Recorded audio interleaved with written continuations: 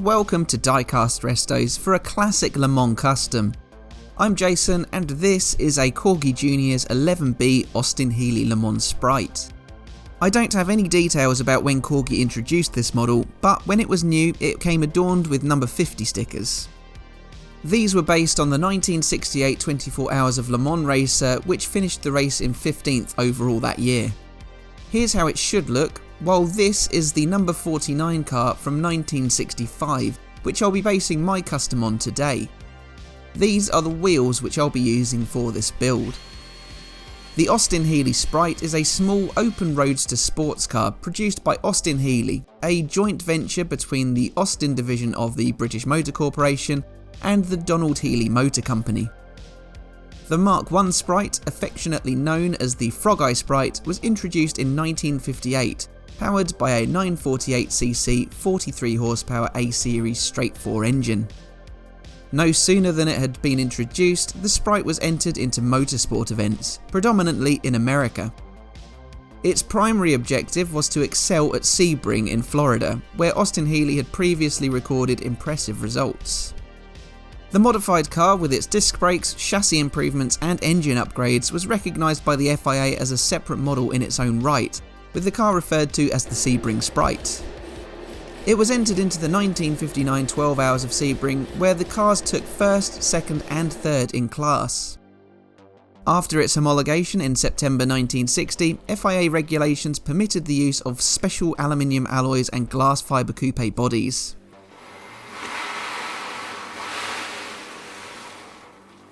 Over the following years, Sebring Sprites placed on the podium at their namesake event on multiple occasions. In 1965, an all-new aluminium body was introduced following extensive testing in wind tunnels. With a sharp nose, slippery lines and a cut-off cam tail, it was ideal for the long Mulsanne straight at Le Mans. On these models, the 4 round headlights were covered with plexiglass flush to the nose. Adjustable fresh air vent flaps were added to the top and bottom of the nose for the radiators. These cars had double wishbone front suspension and a live rear axle. Its engine was a 1.3 litre BMC unit from a Mini Cooper S, which produced 100 brake horsepower. It could reach a top speed of 148 miles per hour. It was rear wheel drive using an MGB gearbox with 4 speeds, later 5. While this may not sound like a recipe for success at the world's greatest endurance race, it weighed just 610 kilograms.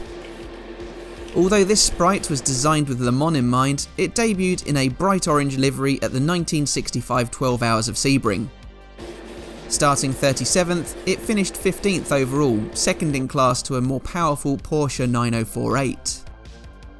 2 new cars were built for the 1965 24 Hours of Le Mans, both in a more traditional green livery numbered 48 and 49. Rauno Aaltonen and Clive Baker drove the number 48 car, having driven in the entry at Sebring, while the 49 car was entrusted to Paul Hawkins and John Rhodes.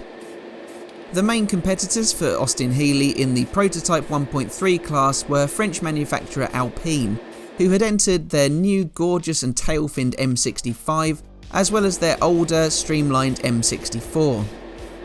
The M65 retired after 3 hours and 32 laps with gearbox issues. Then, after 16 hours and 196 laps, the M64 was forced to retire with ignition problems. This left the 2 Sprites to fight for class victory. However, with just 3 hours to go, the 48 car, which had been performing well in the Index of Thermal Efficiency and Performance prizes, broke its gearbox, having completed 256 laps. The race was a war of attrition and there were only 14 finishers. But Hawkins and Rhodes brought home the number 49 Sprite first in class and an impressive 12th overall. They had started the race well down the order in 44th of 51 starters. The car completed 278 laps. For 1966, another 3 Le Mans Sprites were built. 2 were raced by the Austin-Healey Works team, while the 3rd was sold to a customer in the US. They were disappointing at that year's 12 Hours of Sebring, finishing 18th and 29th, while neither car finished Le Mans 66. One of these cars continued to race for the Works team in 1967, joined by a new car with more conventional headlights. That year's single Le Mans entry was the only British car to finish the race, 15th overall, but off the podium, 4th in class. These cars continued to be raced in 1968, winning their class at Sebring. For Le Mans that year, the number 50 Sprite raced in red, the same as the Corgi casting design.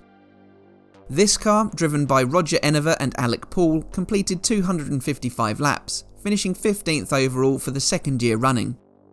They ended up third in class behind two Alpine A210s. Once again, it was the only British finisher. After Le Mans, the Le Mans Sprites were retired. 2 more were built in 1969, bringing the total number built to 10, but neither of these raced for the Works team. What I love about the 65 Le Mans Sprite is the simplicity of its livery. It wasn't too testing, but I created these decals all by myself. Just simple white panels with large numbers displayed on the bonnet, doors and rear, with a couple of markers on the wings. While it isn't the most significant of Le Mans racers, I appreciate the fact that Corgi went to the effort of casting these kinds of cars. Without it, I would have had no clue as to the history of the Sebring or Le Mans Sprite whatsoever. These cars should be celebrated. With that, let's go back to the start and see this sour looking Sprite as it was.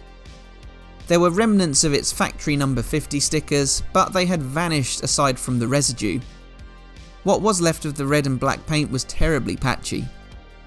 I did have to slightly straighten that roof. You can see it's been a bit bent out of shape looking at it head on.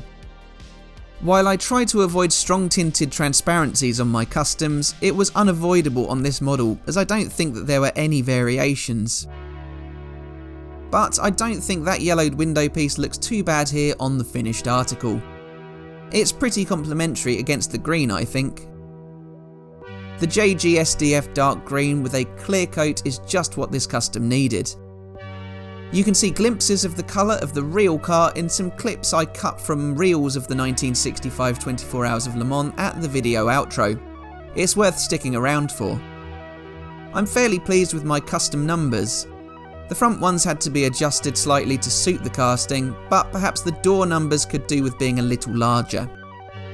I'm happy with the wheels, though the ride height was difficult to lower with the firm old Corgi suspension rods. And the black interior is a touch more subtle than the yellow, though you can see the spare wheel which it genuinely raced with in the back. Anyway, please leave a like if you enjoyed this custom, leave your thoughts in the comments and make sure you're subscribed for more. Thanks for watching and bye for now.